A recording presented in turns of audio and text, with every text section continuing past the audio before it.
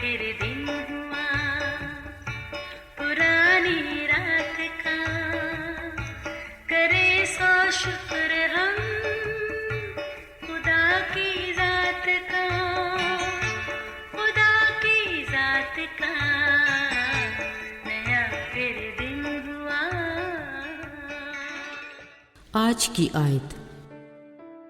बादशाह ने दानियल से कहा, तेरा खुदा जिसकी तू हमेशा इबादत करता है तुझे छुड़ाएगा। दानियल 6 बाब 16वीं आयत। अजीज़ों, ज़िंदगी के हर शोबे में अपने काम को बेहतर, वक्त पर और मुनज़्ज़म तरीके से करने के लिए एक मखसूस टाइम टेबल की ज़रूरत होती है। अगर वक्त के बारे में सोचा जाए तो ये खुदा की कैसी अजीब नेमत है। जो वक्त के साथ चला वो कामयाब और जो रह गया वो नाकाम। बिल्कुल वैसा ही जो वक्त पर बोएगा फसल वही काटेगा। याद रहे, ज़िंदगी में वक्त इंतहाई अहमियत रखता है। अजीज़ों, कायनात की तख्लीक के चौथे दिन खालिक खुदा ने सूरज, चाँद, सितारे निशानों, दिनों, ज़मानों और बरसों के इम्तियाज़ के लिए बनाए, जिन पर उसी का इख्तियार है, जिसमें रद्द बदल की कोई गुंजाइश नहीं। हमारी ज़िंदगी में भी जो हालात आते और वाक़यात ज़हूर पज़ीर होते हैं वो उसकी मर्ज़ी और ठहराए वक्त के बगैर मुमकिन नहीं। अजीज़ों, कलाम मुक़द्दस में यरूशलेम दाऊद का शहर कहलाता है, जो हैकल की बदौलत गैर मामूली हैसियत रखता है। एक बार बाबल के बादशाह नबूकदनेस्सर ने यरूशलेम पर चढ़ाई करके उसका मुहासरा कर लिया और वहाँ के बादशाह और कुछ इसराइलियों को असीर करके बाबल ले आया। इसके साथ उसने खुदा के घर के ज़रूफ पी लिए और उसे अपने बुत खाना में जमा कर लिए। इस सारी कार्रवाई के बारे में कलाम में लिखा है कि ये सब कुछ खुदा की मर्ज़ी से हुआ। चलें, मान लिया कि ऐसा ही है, मगर इसमें खुदा की क्या हिकमत है? अपनी तो महदूद सोच और नाकस अकल से बिल्कुल बाहर है। फिर कुछ देर बाद नबूकदनेस्सर बादशाह ने अपने सरदार को हुक्म दिया कि बादशाह की नस्ल शुरफा और असीर इसराइलियों में से ऐसे दानश्वर, साहिब फ़हम और हिकमत के माहिर लोगों का इंतखाब किया जाए जो शाही कसर में मेरे हजूर खड़े रहा करें। ये एक और अजीब इत्तफाक था कि इनमें दानियल और उसके असीर साथी भी इसमें मुंतखब हुए, मगर अब उनके लिए 3 बरस दौरान तरबियत, बादशाह की मुकर्रर करदा शाही खुराक बशमूल मैं एक बड़ा इम्तिहान था। मगर खुदा से वफादारी और मोहब्बत से साबित करने की बदौलत वो इस इम्तिहान में सुरखरू हुए और मुकर्रर करदा 10 दिनों बाद खुदा ने उनके चेहरों को दूसरों की निस्बत ज़्यादा रौनक और ताजगी बख्शी। जब ये तरबियत याफ्ता लोग बादशाह के हजूर पेश हुए, यहाँ भी बादशाह ने उन्हें दूसरों की निस्बत 10 दर्जे बेहतर पाया। याद रहे, खुदा के हजूर फरोतनी और उसके साथ वफादारी में साबित कदमी का सिला सरफराजी है, जो दानियल और उसके साथियों की ज़िंदगी में कदम कदम पर दिखाई दिया। सिर्फ यही नहीं, बल्कि जब दानियल खुदा की रज़ा और उसके ठहराए हुए वक्त और प्लान के मुताबिक एक बुतप्रस्त गैर मुल्क में तीसरे दर्जे का हक मुकर्रर किया गया, तो ये उसके मुताहत काम करने वालों के लिए इंतहाई नाकाबिले बर्दाश्त था और वो हसद के मारे उसके खिलाफ मनसूबाबंदी करने लगे।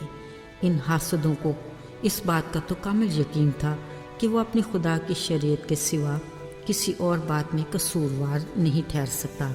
लिहाजा उन्होंने बड़ी होशियारी और मकारी से फरमान पास करवाया कि 30 रोज़ तक कोई शख्स बादशाह के सिवा किसी और से दरख्वास्त यानी दुआ बंदगी नहीं कर सकता, नहीं तो सज़ा भूखे शेरों की मांद होगी।